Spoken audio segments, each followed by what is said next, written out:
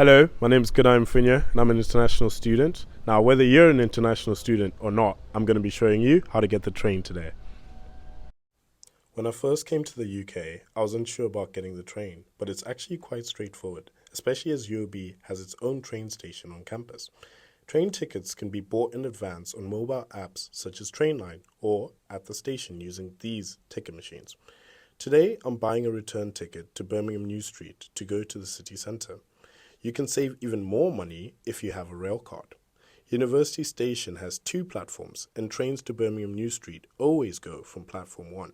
Scan your ticket with the barcode facing down at the barriers to get onto the platform. You can check on the screens when the next train is due. But take note, train doors don't usually open on their own, so make sure to press the green button. Trains from university are often busy, but luckily I've found a seat. The journey is less than 10 minutes into the city centre, and announcements are usually made at each stop.